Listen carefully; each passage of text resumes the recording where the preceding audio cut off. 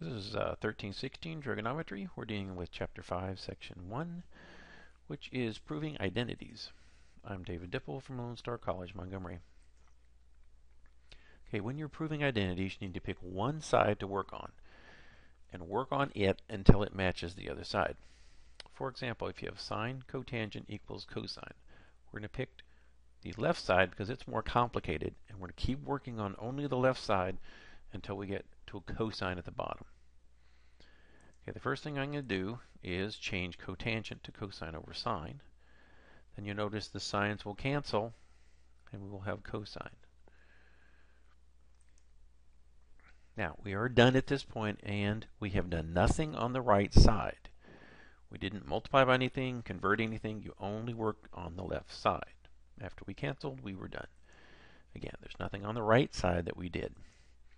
Okay, suppose you have tangent cosine, or plus cosine, is equal to sine secant cotangent. Okay, in this particular case, I'm going to work on the right side because it has more things with it.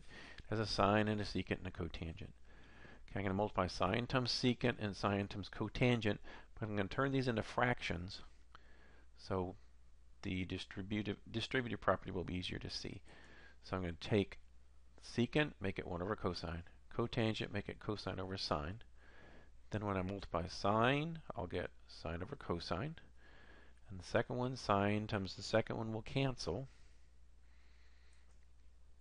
So we get sine over cosine, and sine cancels in the second one, so we get cosine.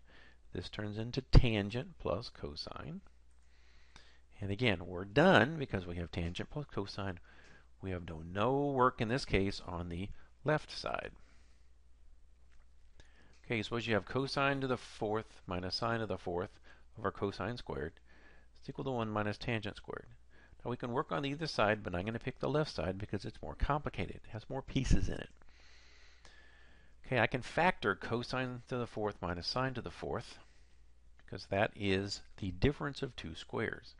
When I factor it, I get cosine squared plus sine squared, and cosine squared minus sine squared. Again, that's you square root the first one plus square root the second one, square root minus.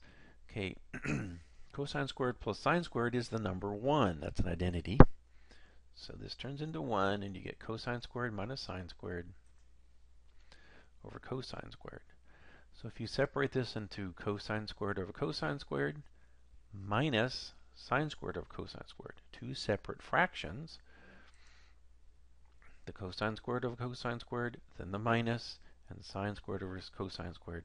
This turns into 1, and this turns into tangent. Sine over cosine is tangent squared.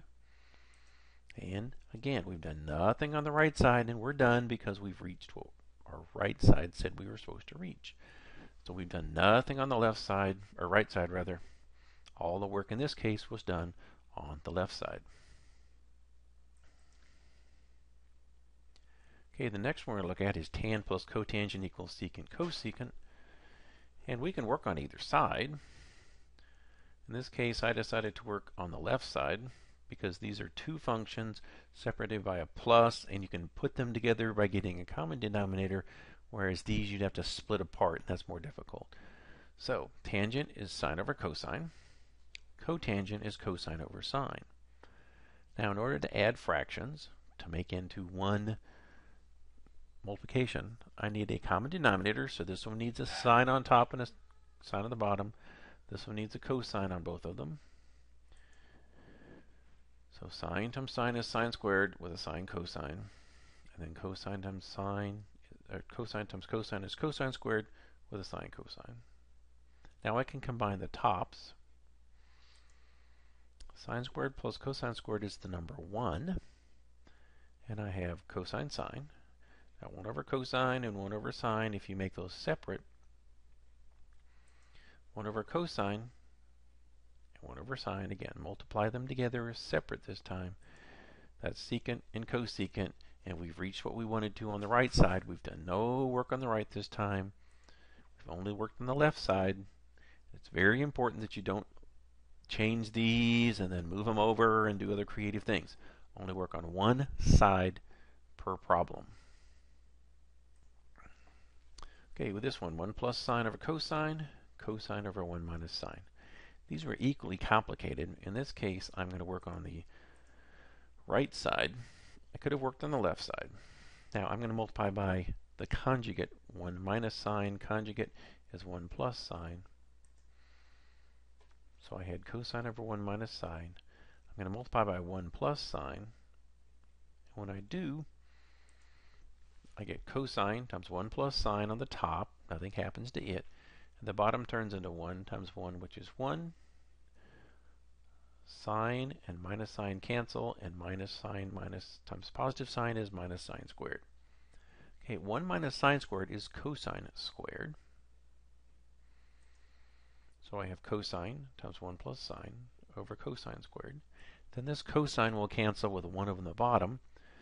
So I have 1 plus sine left on top and cosine left on the bottom, which is what I was looking for here. So I'm done, and I've done no work on the left side.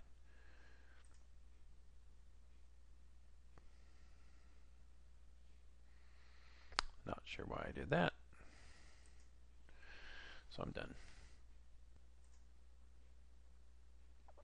So that takes care of section 1, which is proving identities.